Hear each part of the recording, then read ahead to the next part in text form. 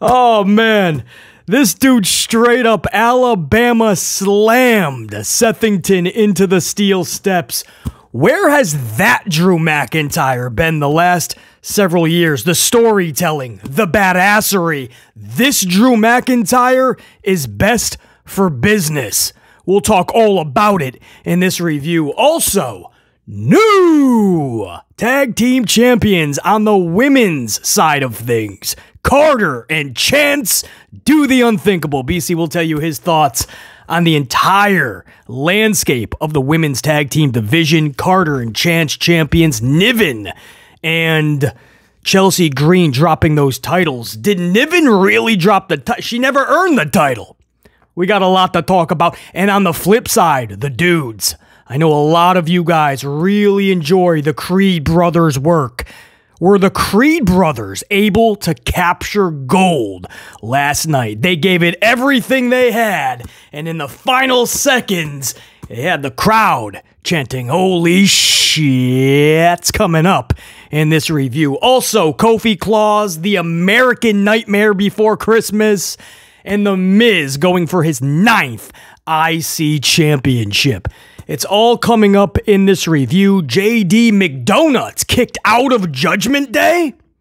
There's a lot to talk about. It's the last Raw of the calendar year, which means this is the last review for 2023. It's been a wild ride. Let's do it one more time. Let's get amplified. Raw 12/18/23.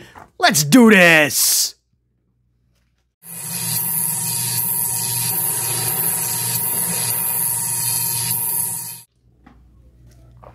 I was just thinking, too, I forgot to even mention this in the cold open. There was the Miracle on 34th Street fight, too, right? It wouldn't be the holidays with the WWE if you didn't have their tradition, is what they call it. The Miracle on 34th Street. This is a tradition that BC hopes ends sooner rather than later because it does nothing for the wrestlers. Around Halloween, running around with a giant pumpkin on their head, getting hit with a kendo stick that is dressed up as a candy corn. A candy corn stick. And for Christmas, you get driven headfirst into Santa Claus's milk and cookie table setup, and that kendo stick is now dressed up as a candy cane. A candy cane stick. And you're getting Christmas trees thrown at you, and you're getting thrown into giant empty Christmas boxes for presents. It's good for a giggle and a laugh. If you're R-Truth, no harm, no foul. If you're trying to get people to look at JD McDonutts seriously and take them seriously, matches like that probably won't help. We'll go over that as well. That actually started the show. There was some good, there was some bad, there was some ugly. It was Raw 12/18/23. We're going to have a packed review in this upload. And as I said in the cold open, this was the last Raw of the year, which means this is the last review of Monday Night Raw for 2023. Wild to even think about that, right? In some ways, it seemed like a long year. In other ways, it seemed like the year flew by. But every single Tuesday morning, we were doing these reviews, and we all came together and talked Monday Night Raw. Whether for good or for worse, we did it. So if you don't mind, I want to break down the fourth wall a little bit, come out of character, de-amplify just a little bit, and give a big thank you to every single one of you guys that have been on board with the channel and been supporting BC this entire year, and to those even longer than the last year. But to everybody for this year up front, and for a lot of those new subscribers that jumped on, smashed that subscription. Every upload smashed those ups to show that support and appreciation to the channel. I want you to know that it is reciprocated right back to you. A giant salute to everybody that tuned in this year. And together, we formed the Amplified unit for 2023. Salute to every single one of you guys. Let's end this strong in this review. And that's what I intend to do. Salute.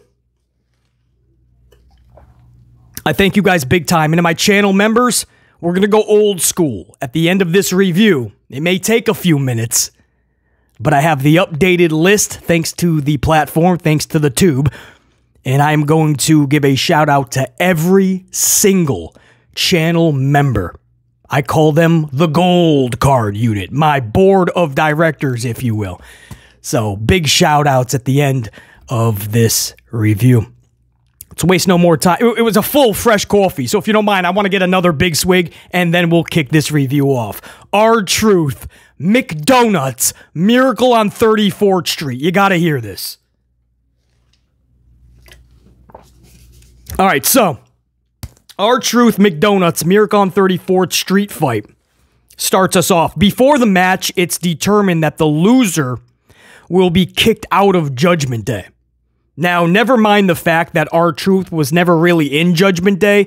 Never mind. That's part of the giggles. That's part of the laughs. That's part of the comedy, right?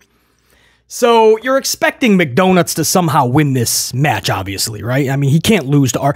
It's bad enough that McDonutts is in a Miracle on 34th gimmick street fight match with R-Truth. But there's no way that R-Truth, as much as we all love R-Truth, and he's one of the genuine dudes that gives you genuine laughs on the show, but there's no way that he can beat McDonutts. I mean, this is a time in McDonutts' career where you really got to take him seriously, right? And here he is in this match, but at least he's going to get a W, you're believing, right?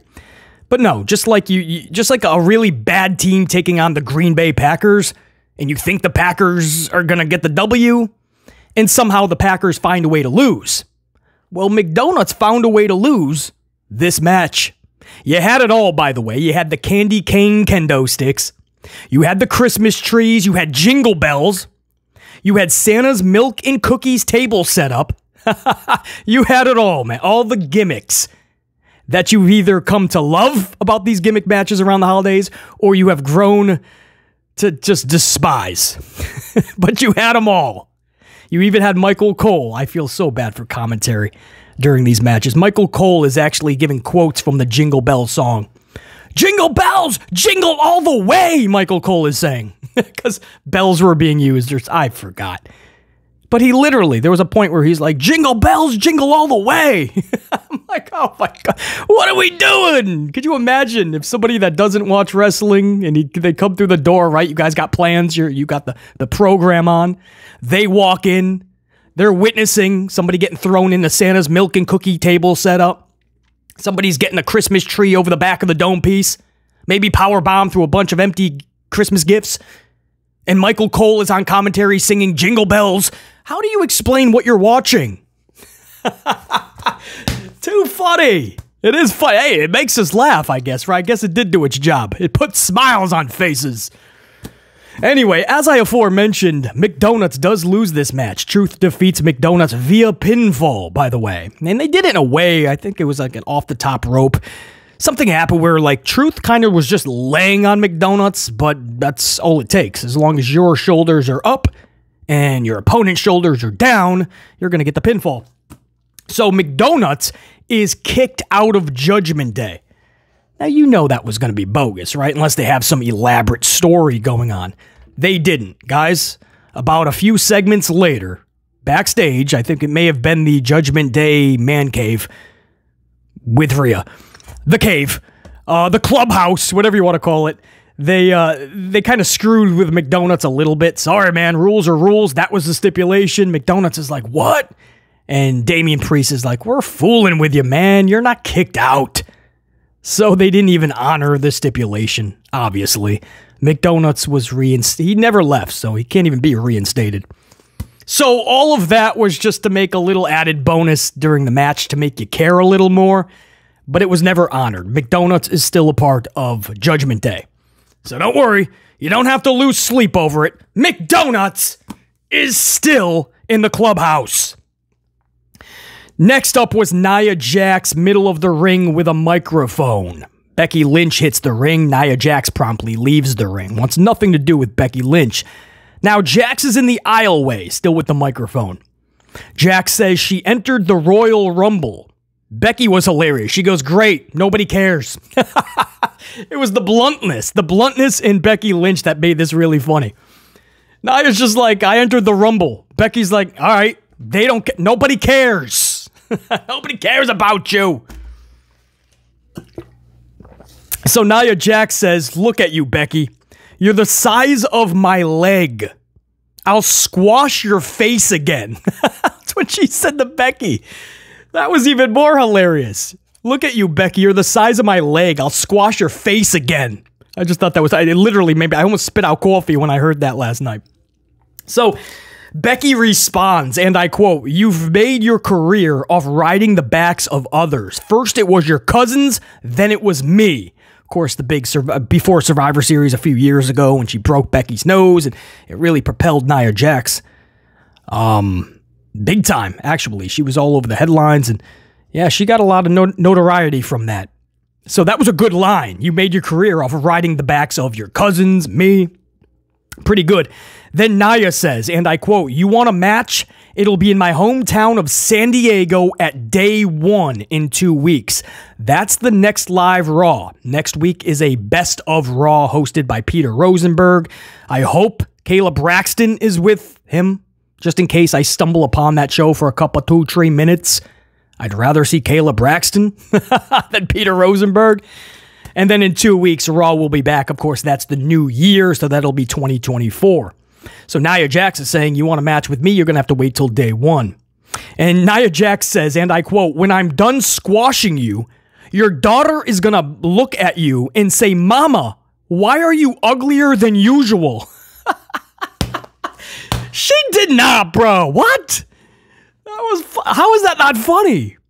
She said, after I'm done squashing you again, your daughter's going to look at you and say, Mama, why are you uglier than usual? That's funny. That's freaking hilarious. So Becky Lynch just said, yo, you didn't. Becky charging off after Jax, starts whipping away on Jax. I think maybe Jax got the upper hand. I don't know. Maybe security came. I don't know. I just thought I was still laughing at that point. That was more comedy. Jax and Becky going back and forth was more comedy than anything I saw in the Miracle on 34th Street fight. Funny stuff. Can't tell you that I'm interested at all to see this match in 2 weeks, but at least that was entertaining to BC. Then we went into an IC title match. This was actually going to take us out of hour 1 and into hour number 2. This was Miz and this was Gunther. Now, this is a Survivor Series rematch. If it seems like you just saw these two, you did. Just a few weeks ago at Survivor Series for the IC title, Miz lost. So Miz obviously has to go to the back of the line or the beginning of the line. And instead, or no, end of the line it would be, not the beginning, right? The beginning is whoever was battling their way through that line and they finally got to the front of it. No, Miz loses. And then he just cuts everybody off and he gets another title match. And they deemed it if he loses, he can never challenge Gunther again for the IC title. So it's like, all right, you can add any stipulation you want. How does Miz get another? He lost straight up at Survivor Series. Straight up. So I don't know how your reward for losing a title match is to get another one, right? Could you imagine if my Green Bay Packers lost the Super Bowl and they were able to get another opportunity 2 weeks later, right? Packer fans, don't worry. You're going to have another Super Bowl rematch in 2 weeks. We'd probably be happy. Everybody else in the NFL would be going, what? Outrageous. Blasphemy. A Super Bowl rematch. Could you imagine? Anyway, we did just see this a few weeks ago, but whatever, man. Everybody's probably in holiday mode in WWE. Paul McMahon is already thinking about his little vacation. So we're going to do this rematch. So this was a good match. I don't think nobody really thought it wasn't going to be. It's Miz Gunther. We saw the match at Survivor Series. We know it's pretty good. They gel together. They work well. All right, we'll run it back. Good match. Commentary was hilarious. Commentary sold this match, guys, like it was the main event of WrestleMania 50. Not 40. WrestleMania 50, right? Like a big milestone. WrestleMania 100. They sold like this matchup, guys, like it was the biggest title match we've seen in years. And it's the Miz going for the IC title in a rematch. It's like when you really, it's what you want, right? You want the commentary to be in it, really sell it. So I'm not dragging it per se. because it is what you want. But when you take a step back and you think about it, it's like it's Miz going for the IC title in a rematch from a few weeks ago. Like, where's this energy with, there's been a lot of title matches where the commentary did not put half of this type of energy into it. I don't know what got into them for this match, but it was funny. Gunther, of course, defeats The Miz. That was never in question. There's no way that after this long of a title reign, in the middle of a random Monday Night Raw, you can just have Gunther lose that title this close to WrestleMania. That's the only stage he should be dropping that title. And then you catapult him to the main roster, to the main title scene, either a Universal or the World, whichever brand you want to put him. But then he goes to that heavyweight division where Gunther is going to just prosper in. But at WrestleMania, that's where he's done with the mid-card. That's where he's done with matches with, like, The Miz. And as much as I love the dude Chad Gable, we got to start talking about big boy matches with Gunther after Mania when he drops that title. But this was never in question. Gunther takes this matchup. He defeats The Miz. This one was via pinfall off of the Gunther bomb. So even though Miz gave it his all, Gunther looks like the ultimate beast when it's all said and done. No harm, no foul. I didn't mind the rematch. It was good. Crowd was really into it. And it catapulted us into the second hour. Now, how the second hour continued, I thought was just such good work by Shinsuke Nakamura. And this whole thing with Cody has just been gelling so beautifully. Allow me a chance to explain. And if you guys have been seeing, Shinsuke is really wanting to defeat Cody because he feels they have the same story. They both won Royal Rumble, and they both failed at WrestleMania. But deep down, he truly believes Cody is going to get that chance again, and Shinsuke wants to make sure that everybody knows it should be his chance to get that chance. So it's a believable story, and he's been telling it so beautifully. Creative, as much as we drag them and Justified, they've really been on their game for this. And last night did not disappoint. So Shinsuke Nakamura is telling the American Nightmare Before Christmas story.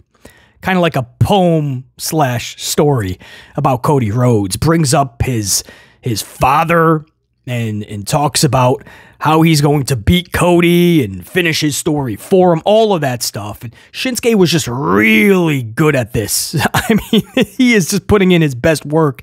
And Cody out of nowhere. Cody Rhodes didn't like the story. He just...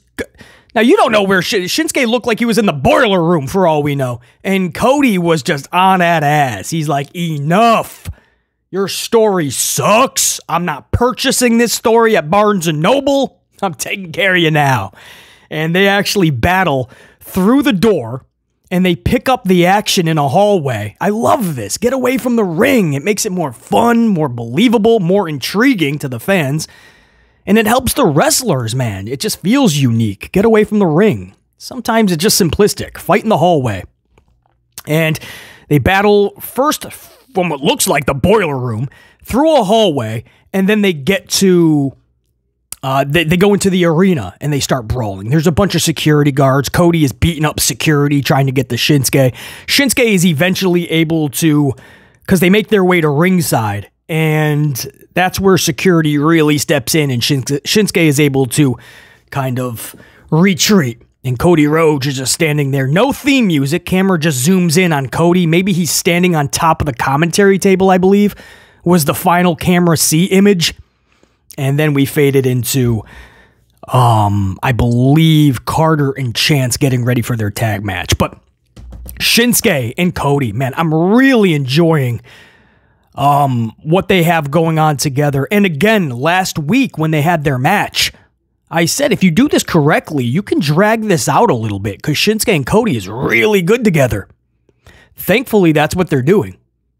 So, you know, there's not too many times I can tell you, like, I'm actually into a rematch. If they want to do this a couple, 2-3 times, you know, sometimes two people, they really work well together. The story is told beautifully, and it's next level intriguing than the status quo. Cody and Shinsuke, really into it, and a really good work. Everybody is hands-on and on their A game. From creative to Shinsuke to Cody. The production of it, beautiful. Women's tag title match was next. Piper Niven, hard pressed to call her a champion. She stormed into Pierce's office a few months ago and just took the title when Sonya Deville got injured. And so she never earned it. But Adam Pearce just was like, all right, you're the champion now. But Piper Niven and Chelsea Green, however they fucking say their name. I love it. I love it. The announcer, what's her name? Is that Samantha? Chelsea Green. And the other one I love is Giovanni Vinci. Everybody has a special like way that they get introduced. She really made it her. Samantha, is that the one who's married or engaged or going out with Ricochet? Because I gotta tell you, Samantha's got more personality, more charisma than Ricochet. Anyway, Chelsea Green and Piper Niven versus Carter and Chance. Caden Carter, Katana Chance.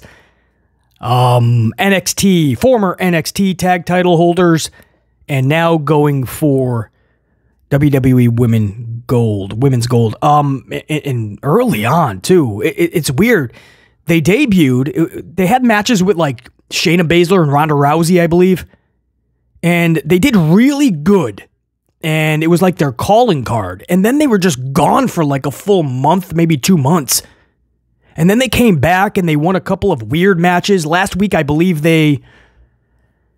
are they the ones that defeated Indy Hartwell and Candice LeRae in like 2 minutes last week? I think so. Either way, Candice and Indy got beaten like 2 minutes last week. I think it was to those two. So that wouldn't have made sense. That was faces versus faces. Maybe that was Niven and Chelsea then. Either way, they've been in some weird matches. So they haven't really built them properly. But here they are with a title opportunity. So beggars can't be choosers. You know, if you're really supporting Carter and Chance, maybe it is no harm, no foul to just give them the championships. I know it's in the middle of Raw. It's not at a big PLE event. It's not something that has a proper story behind it. There hasn't been a lot of build to Carter and Chance. I get all the negatives as to why not to give the titles to the faces. I get it, right? And have the heels go to Mania with them and then build up a top face team. And then at Mania, on the grandest stage, that's where these two big faces win the tag titles. I get all that, guys. But there is no tag division. There's tag teams. That doesn't make a division. You have to have proper booking and creative care, effort, resources have to be put into the division to be a division. Without a foundation, it'll just collapse every show. And that's what we see. That's why you see so many, like, to get number one contenders, you just see a bunch of, like, fatal four-way tag team matches. And whoever wins, you get the tag title opportunity. There's no real division where they care about telling stories between teams. So you just have random matches. So to act like this was going to harm the division at all would absolutely be false. Carter and Chance is no more worse than having Liv Morgan and Raquel Rodriguez. Remember, they were champions. You probably forgot, but it was a couple of times. Or Piper Niven and Chelsea Green. Natty Neidhart and Tegan Knox could hold the titles. And we'd still be saying the same thing. It's an awkward division. There's no real teams that you really can go, man, it would be cool if they take on that team. And in the future, I want to see a story with these two teams. There's none of that. So if you're really going to try to catapult Chance and Carter, maybe winning the tag titles last night was the way to go.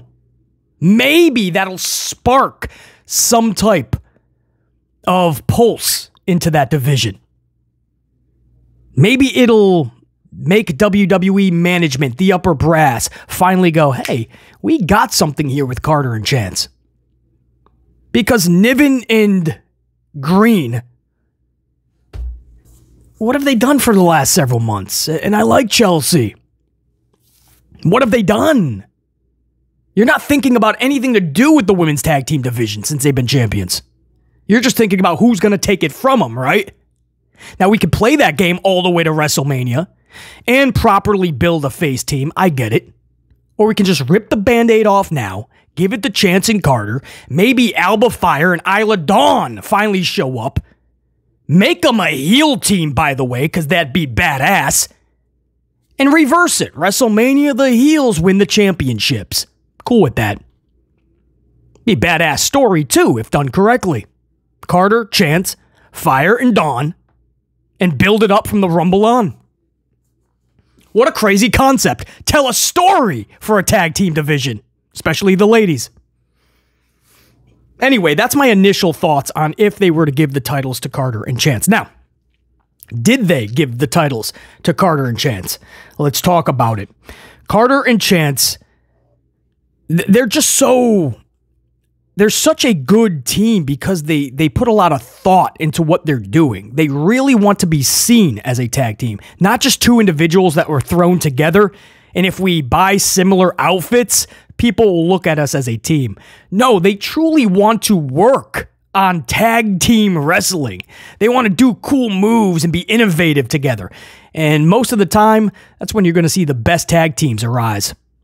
And that's what you saw, a lot of innovation in this matchup from Carter and Chance. And Carter and Chance, when it was all said and done, they did in fact become new women's tag team champions. Carter and Chance hit their after party finisher, and Carter pins Chelsea Green. Carter pins Chelsea Green for the ultimate W. And Carter and Chance hoist up tag team championships. Paul Levesque McMahon was the first person to greet them backstage. Took his little photo with the new champs like he always does. And the era of Carter and Chance has begun. Now, a little bit of bias from BC, yes, because I'm so big on Kaden Carter. I just think she is ultra beautiful. I do. Something about Kaden Carter, just the body type, just her mannerisms, her personality. Kaden Carter is just, that's my vibe. So, yeah, I'm a little biased to Kaden Carter for sure. And if Chance comes along in this package, then Chance is with the package. That's fine. But I'm always going to be down with putting a rocket on Kaden Carter. And if you guys don't know, I always like to talk about this because this is one of just those good feel-good stories in pro wrestling. If you didn't follow Kaden Carter in NXT, guys, she was never supposed to be for this role. I don't even know if she knows that. But if you followed NXT several moons back, when Kaden Carter was just getting involved with NXT, guys, she was basically like the jobber. She was basically just in there with the person they were trying to put the spotlight on. And you were just kind of like, oh, it's Kaden Carter. What the fuck is it? Get this match over with, please. But something happened and brass and fans started to see, whoa, she's good. Whoa, she's getting even better. Whoa, there's something to her. Whoa, she's got personality. She's got a vibe. And before you know it, Kaden Carter was actually slaying it in NXT, and boom, gets the call up. Now she's hoisting up gold. So, I mean, Kaden Carter is just one of those feel-good stories. So, guys, this is one of those things. I know it's the middle of a Monday Night Raw, and there was no story behind it, and there was not a proper build to this at all. This is no harm, no foul, and I was totally fine if they wanted to have a big title change on last night's show, and it also set up what was going to happen for the men. So I don't know if that was by design or not. I gotta believe that once the card was finalized, they thought about that. Like, what if we did this in the middle of the show? And people will think the same thing will happen with the men at the end of the show. But then we'll pull the plot twist. So it really just, there was a lot of good to come out of this. That's what I'm saying. If you were to look at the positives and negatives, I feel the positives, even if slightly, outweighed the negatives. Carter and Chance, new champions, I'm down with it. Look on the bright side. It can be no worse than Chelsea and Niven's past several month reign, and that's not even shade to Niven or Green. But it can be no worse. The division is non-existent. Maybe this was the spark to ignite that pulse for the division to thrive finally. We'll see. But that was huge, guys, in hour number 2. Big tag team championship title change. Ivar then defeats Aerobics Tozowa via pinfall off a second rope slam. Tozowa is just doing his Tozowa dance in his sleep now. That's our lights out, right? Lights out. I would say he's looking up at the lights, flat on his back, looking up at the light. He was done, man. He got squashed by Ivar. So he's probably dancing in his sleep for the next several days. Ivar with a W to end hour number 2. Now, hour number 3 was going to kick off with Sethington Rollins. Drew McIntyre would join him pretty soon after in the ring. And what happened next, this is the type of work that is going to propel Drew McIntyre. So Drew proceeds to tell his story of feeling guilt for not being there for the ones he loved the past 16 years while chasing his wrestling dream. How before he can make it up to them, they're gone. Right? Like he's like, oh, he's putting it off. Like, I'll make it up to you. I'll make it up to you. You know, once this dream is accomplished. But then one dream turns into another. But I'll find time in the future. But what happens is eventually time runs out. And those people that you love, they're gone, right? So he's saying that guilt, it just weighs and it weighs. And it's like brick by brick, it adds up. So he's saying that, and this is a quote. He says, Seth, I don't want your title. I need your title. He says, I need your title for validation, to know that the sacrifices of the last 16 years were not for nothing. This was just awesome storytelling, guys. And Seth responds, by the way, I want to believe you, but your actions lately tell me not to. Last week, I looked a man in his eyes and told him I hate him. I don't hate you, Drew. I pity you. End quote. Drew then attacks Sethington. On the outside, Mac hits an Alabama slam on Sethington into the steel steps. This thing was beautiful. I mean, he's got him up. You're thinking he's going to be Alabama slammed into the top of the barricade, which is always a gnarly spot, right? Especially if sold correctly. No, he took him to the steel steps, and I'm not joking. He Alabama slammed this dude into the steel steps. Sethington is selling it beautifully. Probably did get muffed up. He was holding his hand, too. Because you try to brace yourself a little bit. He probably just sprained at the bare minimum that wrist. But he was holding that. Guys, this was wild, man. This is the, that's the type of stuff that you don't see all the time, and it has to be the right people doing it, right? Because you have to trust that person. You have to trust that Drew McIntyre is going to position you perfectly. And it's got to be with an ultimate professional like Sethington who's going to hit that right on his mark. Man, that was so well done. Alabama slam to Seth on the steel steps. That was completely badass. There's no other way to say it. I have that in my notes. Completely badass is what I wrote when I saw it. That's great. Where has this Drew been? Guys, where has this Drew McIntyre been? This is just great storytelling. Shinsuke and Cody, the storytelling. Drew and Seth, the storytelling. That's all I ask for. A reason, a purpose, a meaning, right? Like if two dudes are going at it, two ladies, whatever, give me a reason, a purpose, a meaning behind it so that we can care about it. Have a level of interest and intrigue, right? Makes it fun for everybody. It's why the Brock feud with Cody for an entire summer had fallen flat immediately. They never had a reason. And again, I don't want to sound like the broken record again, but you got to believe that Cody was supposed to win Mania, and then Brock was going to turn on Cody because Brock couldn't go for Roman. That was the stipulation in their last match, kind of like the Miz and Gunther from last night. If Miz loses, then you can never challenge Gunther for that title. Well, that's what Brock and Roman had. So it completely made sense that Brock now was going to go for Cody instantly.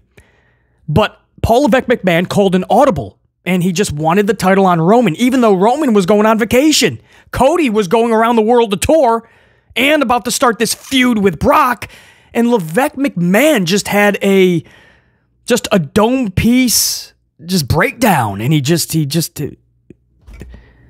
a wild audible that completely just broke down the foundation of everything they had planned going forward.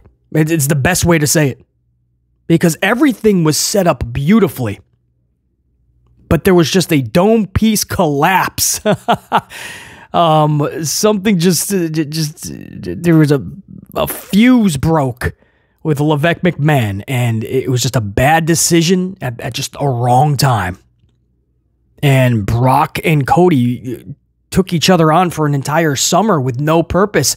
Michael Cole made reference several times. We still don't know why Brock did that, but here we are going into their third match.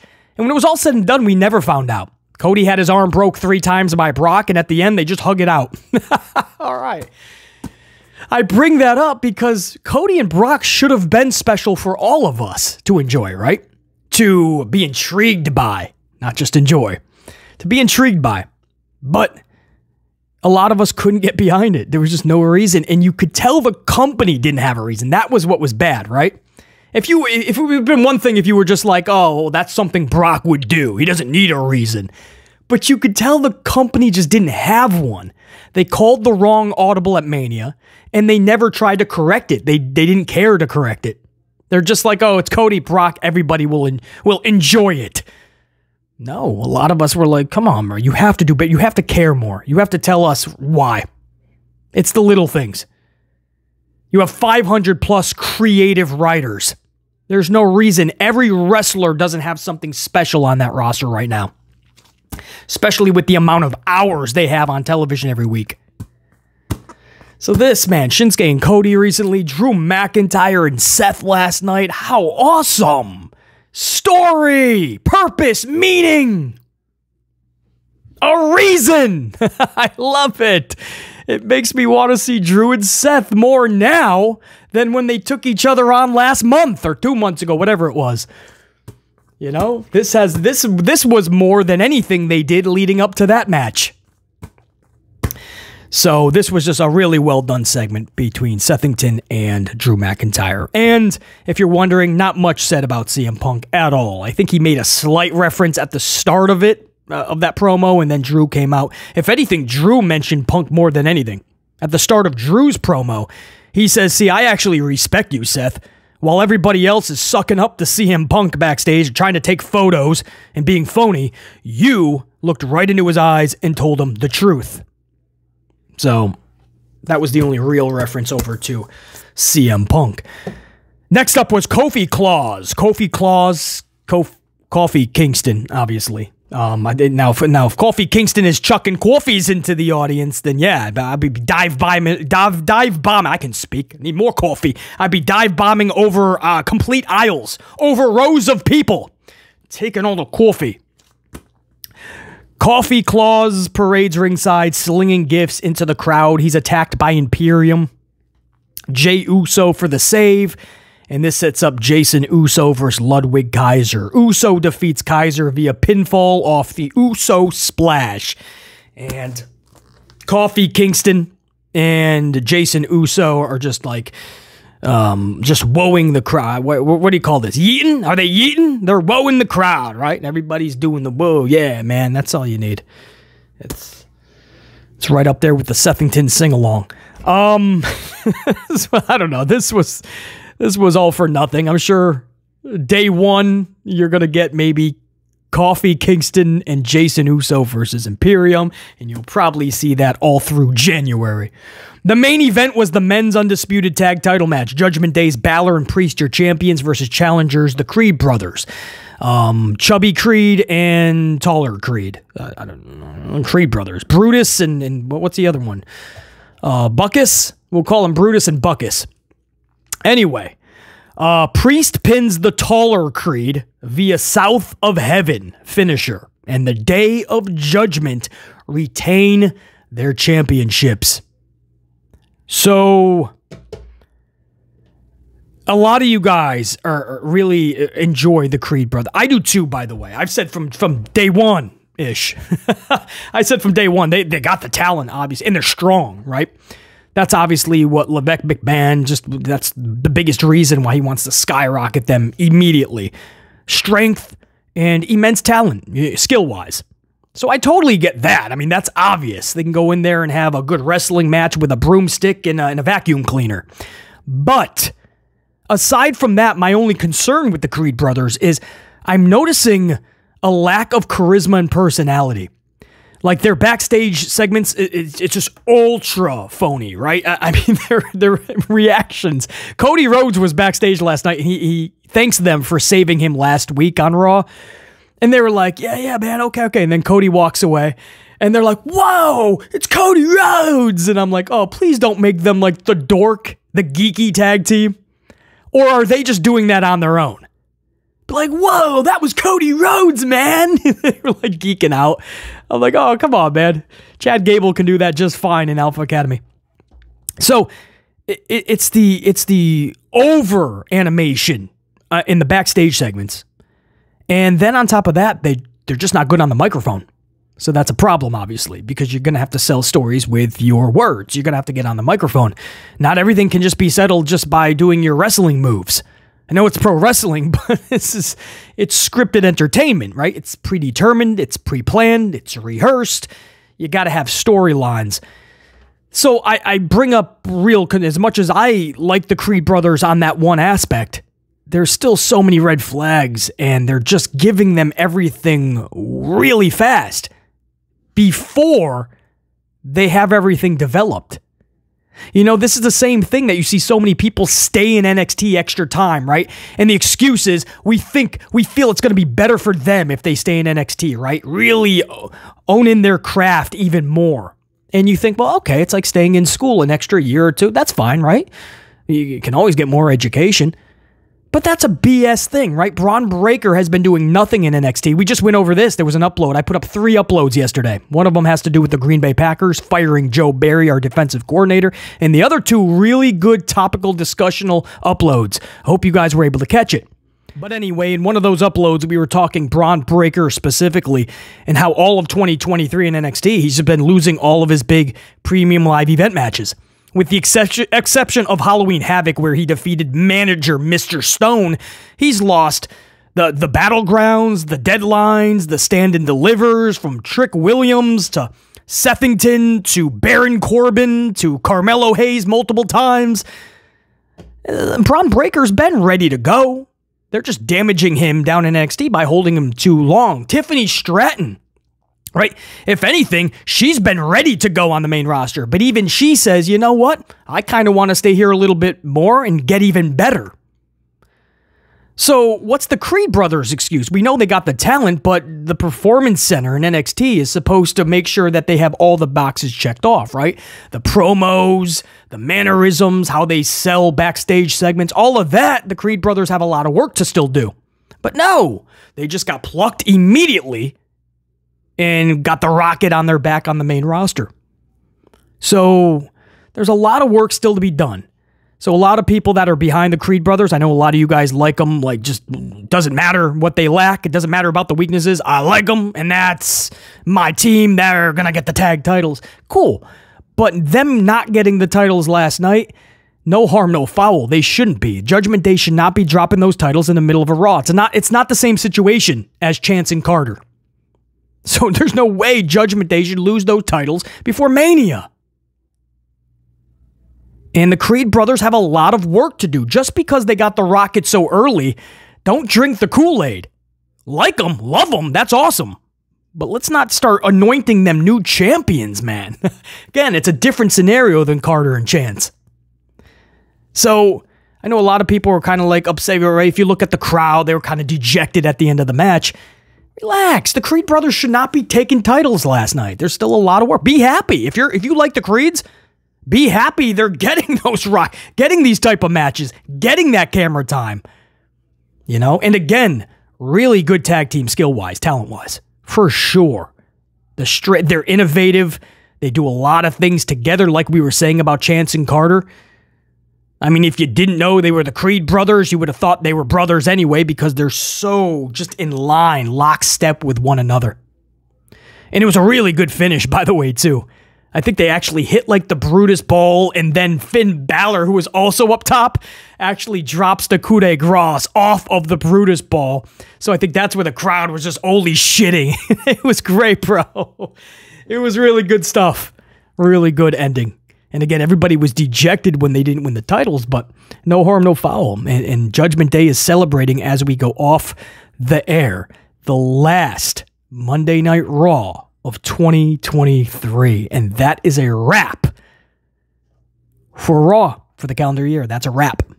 So let me give a big salute, man. That was the last thing we are reviewing on this channel. Salute to every single one of you guys, man. Especially those that were around for the first Raw review of the year. We just put a wrap on that. Next time we do a Raw review, it'll be 2024 in a few weeks. So salute to all of you guys. But if you don't mind, I'm not quite done yet. Because what I'd like to do, and guys, I still have, by the way, you know, we did the big Toys for Tots. I recorded the first, if you want to call it like round of gifts. I actually recorded a pretty cool upload recently, several days ago. But so I'm still finding the right time to send that out to you guys in an upload. So be on the lookout at some point this week, the Toys for Tots. Just to show you guys a little bit of what we are giving this holiday season, and you guys really helped make that happen with that Survivor Series live stream, the good, the bad, and the ugly review. Man, you guys showed up big time, man. Chucked so much coffee at the channel that I said, let's do some good with this. So that'll be coming out sometime this week, guys. Toys for Tots, and you guys, we all came together to make that upload happen. So hopefully you guys enjoy that. But right now, what I want to do, and this is going to take me a little bit, but I want to give a shout. If you're not a channel member, you can exit right now, man. Salute to every single one of you guys. Until next time, and there will be a next time. Next year, we will do it all again. Until then, have a kick-ass, badass, amplified rest of 2023. We'll see you next year. Salute. And for those that are channel members, if you don't mind, stick around. I want to give you a proper shout out. Now, I got to get the actual list, though, if you don't mind. Because what's cool about YouTube is they will upload the most recent list several times a day. You know, because sometimes people have to cancel out on a membership or rejoin. So the list always kind of changes. But there's been a lot of individuals that have been on the channel membership list from day one, literally. And I think we're just celebrating, it says 12 months now. So we are officially celebrating a year of channel memberships. It seems like just yesterday I laid it out. And I said, hey, we're doing memberships. Earn your gold card now. But 12 months, man. So the only way to end the last Raw review of the year is to give the proper shout out to my board of directors, my gold unit, my channel members, JR9 Gaming, who, if you're new to the channel, the very first ever gold card member, channel member to the channel was actually JR9 Gaming. Now, that's the right-hand man on the channel, by the way. That was not done just because it's JR9, so I'm like, you're the first one. No, that just happened to be the first ever channel member, so pretty cool. Jack Brewer, gold status, also 12 months, by the way.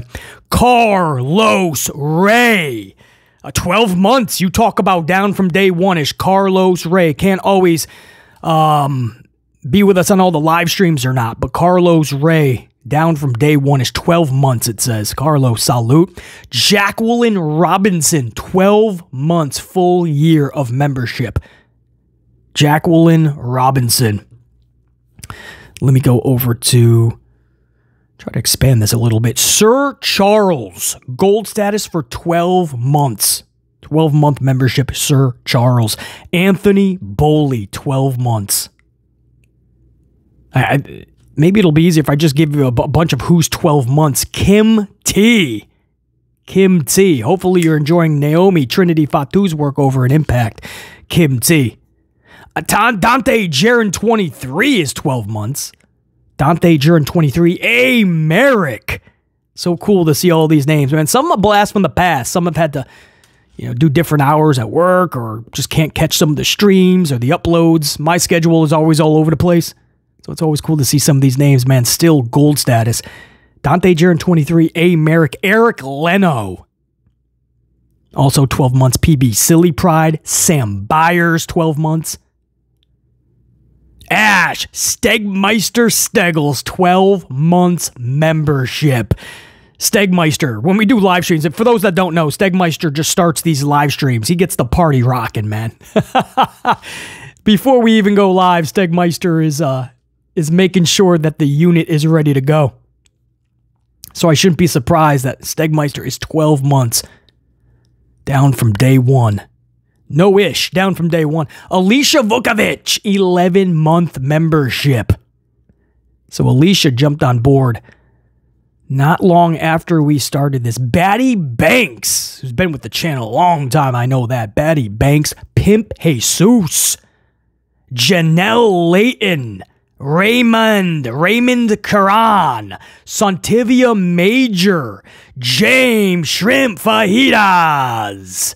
All 11-month memberships. Also, G, a.k.a. True Life, Network Guy Dave, Brand Q featuring Quincy Gray, Rachel Rocca, Mr. Big 200, Silver Black 31, Jimmy Fingers 19. Now I'm just like announcing it, like I'm just tapping into Howard Finkel here. Ozzy Edwards. Those were all 11-month memberships, those names there. 11 months strong. Ozzy Edwards, 11. Colin, 10-month membership. Thank you, Colin. Blitz 2K5, 10-month. Angel Alega, gold status for 10 months strong. Dave Miele, 11 months for Dave. Salute, Dave. Big Nang, 11-month membership. Big Nang. Thank you, brother. Jason Martinez, 10 months strong. DeMonte Ty Drew, 12-month membership. I wish they had these in order, right? Could do all the 12s at once. But DeMonte Ty Drew, down from the very jump. John Gray, 11-month membership. Muhammad Isa, 8 months. Sean, 9 months. Fresh Stylers Inc., 8 months. Swift, 718, 9 months. Go Jackets, 9 months. Rage Hall, 8 months. Jeremy Harris, 7 months. Corey Mitchell, Deshaun Sanders, Gruss 512, all 7 months. James Miller, 12 months from the jump. James Miller. Kimberly Walters, 6 month. David, 77, and Brad Boyer, 6 months apiece. Appreciate it. David, 77, Brad Boyer. Buggy, 10-month membership. Christopher Blackshear, 11 months strong. William F., my tried and true, way before membership even, 5-month strong. William F., but down with the unit way beforehand. William F., Christopher Blackshear. Jared Kelly, 11 months. Godswilla, 12-month membership down from the jump. Godswilla. Cassandra Love, 5 months strong. Lone Revolver 1, 4 months. Bad Big Dog, 95, 6 months membership. Savage, 1024, The Punisher, 10-month membership. Deontay Thomas, 11 months strong. Big Joe, 401, 4 months in. Ron C, 23, woo! Ron C, 23, 11 months strong. Ron C, 23 is a Charlie Flair fan. She's out for several months. Looks like she's going to miss WrestleMania.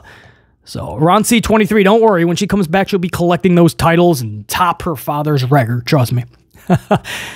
Eduardo, 3 months. Jane Donnelly, 12 months. from the jump, Jane Donnelly gold status. Clutch City fan, 11 months into this thing, almost basically day one. Clutch City fan way before we had memberships, by the way. Ray Hunt, 10 months. Jay, also 10 months.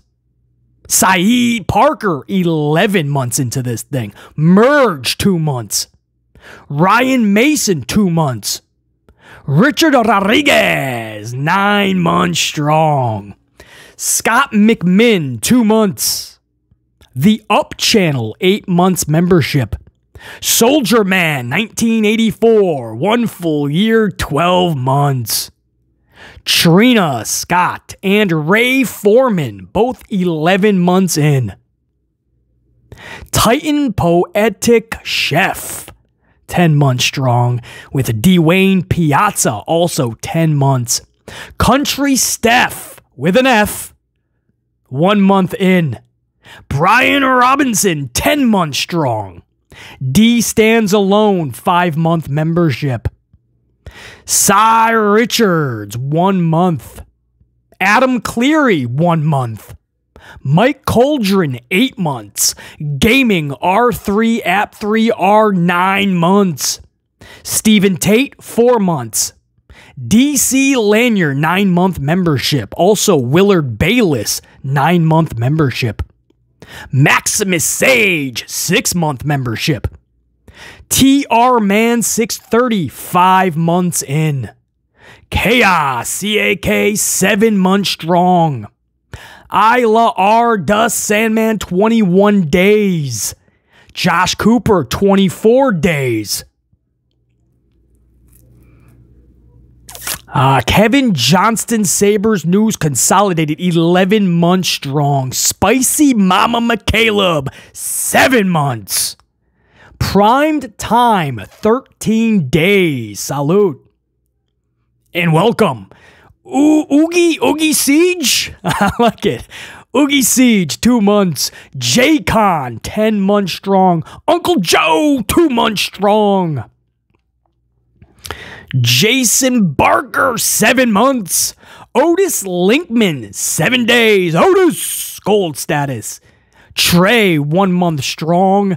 Renee G, 11 months. Basically, nearly, right there from day one. Renee G. I'm hoping I got everybody. It's an updated list. There have been times where some may have been out of place or whatnot, but this is an updated list from just, actually, YouTube put this up 45 minutes ago. Thank you, YouTube. So perfectly situated. So that is the current group of channel members, my board of directors, everybody that has a shiny, beautiful gold card after their name. And those gold cards look great. We have to do a live stream with just the channel members soon. It's been a little bit since we've been able to do that, or a live stream in general. But in reading all those names, one of the coolest things is seeing all that gold. I appreciate you guys big time. And those shout outs are just a little bit of just what you can hear of my thank you, but it's bigger than that. You know, it's the fact that you guys take a moment to not just join the channel, but to chuck a coffee at the top of every month. To take a coffee, wrap it up, and throw it like a fastball at the channel. It's never needed. It's always appreciated. And I think that's the thing. Because it's never needed, you guys just do it because you're like, hey, do I want to support? Here's a coffee. Stay amplified, BC. I just think that's the coolest thing. So for every single one of you guys that have smashed that channel membership and became a member of the channel, that's just a little thank you. But the thank you is on a much bigger scale. And to everybody who is not a channel member and you just subscribe to the channel, that's not little. That's massive, and I appreciate that because we don't pump that, right? We don't beg or ask people to subscribe to the channel. We're just not one of those channels that does that. So that means you just did it on your own and you're supporting the channel. So, and that's completely free. Just smashing the subscription button and being a part of this amplified unit. Something we've created, and it's grown into something really awesome. And just going that extra step and smashing the like and helping the algorithm. Sometimes it's those little things that aren't so little. Guys, for the last time in talking about Monday Night Raw's review anyway, for the last time in 2023, thank you for an incredible year. Until next time, and eventually there will be a next time. BC, for the final time in 2023, saying thank you and check you. Peace.